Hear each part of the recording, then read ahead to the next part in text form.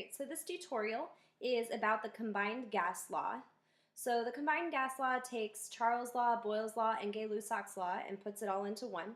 So basically we are relating pressure, volume, and temperature. So in a combined gas law problem, because this is kind of a before and after problem where we have initial pressures, initial volumes, initial temperatures, and then final pressures, volumes, and temperatures, we're going to be looking for words like starts with, begins, initial to figure out what our initial pressure, volume, and temperature are. And we'll be looking for words like ends, final, change to determine which ones are going to be our final pressure, volume, and temperature. Okay, so in these problems, we're looking for units to be mentioned twice. So if we look at the problem here, if I'm just glancing over at units, I see that I am given volume twice, and I'm given pressure twice. Okay, so keep in mind the units for volume that we'll be looking for will be liters and milliliters, most commonly. Pressure will be measured in atmospheres, kilopascals, torr, or millimeters of mercury. Okay, and again, it doesn't matter which one they are as long as both are the same. Okay, so if your initial pressure is in atmospheres, your final pressure would also need to be in atmospheres. And then temperature always has to be measured in Kelvin. Okay, so in this problem, we are given the temperature in Celsius, so I know that we will be needing to make a conversion. Okay, so let's start by reading through the question. A balloon has a volume of 40.0 liters at 20 degrees Celsius and 0.95 atmospheres. Okay, so notice it's saying a volume of at this temperature and this pressure. So I know that those are all going to go on one side of the equation. Okay, that is my initial volume, my initial temperature, initial pressure. So I really insist that you guys start by outlining what information you know. It's going to be really easy to figure out where to plug everything in if you first outline it. So we are told that the pressure is 0.95 atmospheres. I know that one is the pressure because the unit is atmospheres. Okay. We know that our initial volume is 40 liters. Okay, and I know that's the volume because it's measured in liters. And we're given the temperature as 20 degrees Celsius. However, we are going to need to convert that into Kelvin. And we do that by adding 273. So 293 Kelvin is our temperature. And it says at what temperature, so we're looking for the new temperature, will the balloon expand to 50.0 liters? Okay, liters indicates volume. And the pressure at 1.00 atmospheres. Okay, so now that we've outlined all that information, we can just go ahead and plug it into the equation. We see that our pressure units match, our volume units match, and our temperature is in Kelvin, so we are ready to go.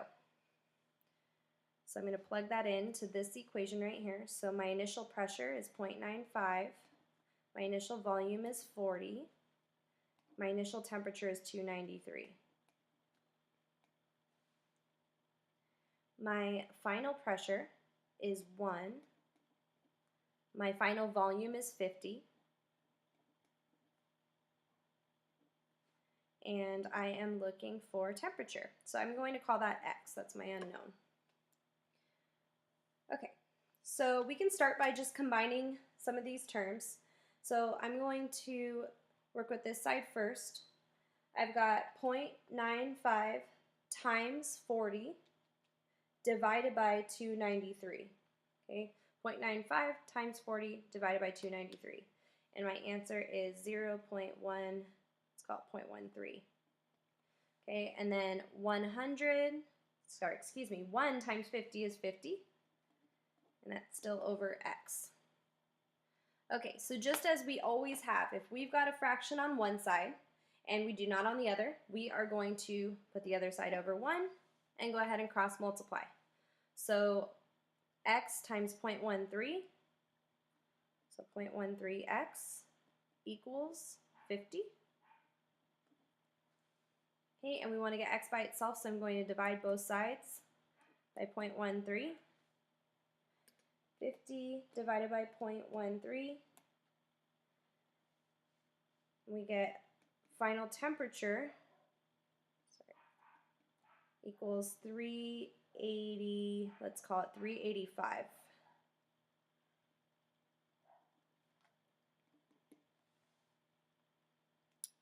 Okay, so if we were to round that to the correct number of sig figs, I'd be looking at my given information, and from the given information, the number with the least number of sig figs is this one, where I only have one sig fig.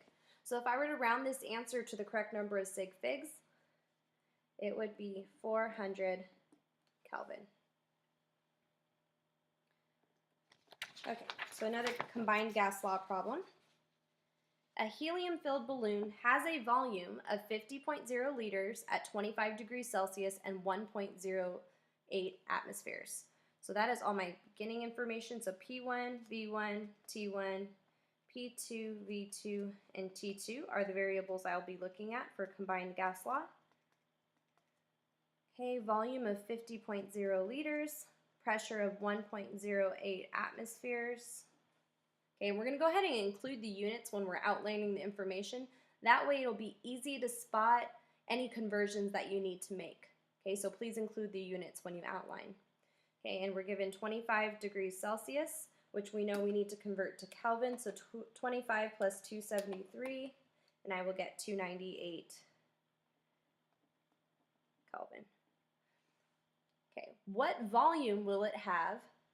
Okay, we're looking for volume. What volume will it have at 0.855 atmospheres, 0.855 atmospheres, and 10 degrees Celsius? Okay, again, we need to convert that into Kelvin, so 273 plus 10, 283 Kelvin. Okay, so we're just going to plug that into the equation. P1 V1 over T1 equals P2 V2 over T2. So I have 1.08 times 50 divided by 298 equals 0.855 times, let's call our volume 2 that we're looking for, x, divided by 283. Okay, so I'm going to go ahead and start with this side. 1.08 times 50 divided by 298.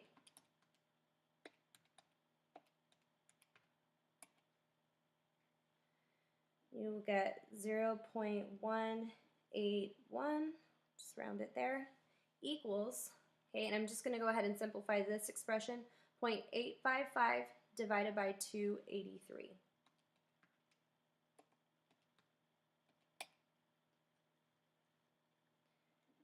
Point 0.00302, and do not forget about x. Okay, it's very, very common for students to leave this out when they get to this step, and then they divide the answer the wrong way.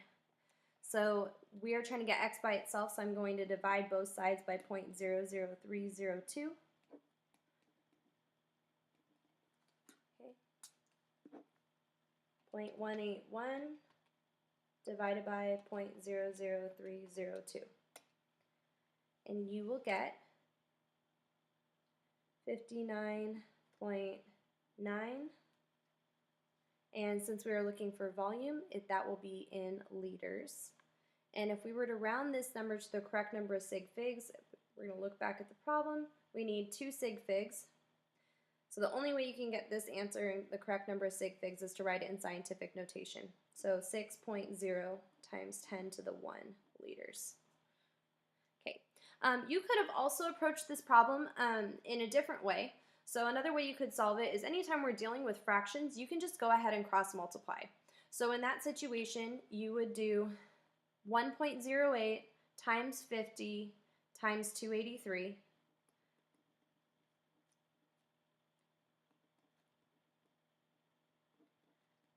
Okay, so this times this times this, and then we're cross multiplying these ones. So 298 times 0.855. Sorry, I'm running out of room. Times x. Okay, and then you would just solve for x. So whichever method you feel more comfortable with. There's a lot of different ways to solve all of these problems. I just want to try to use the ones that students are most comfortable with.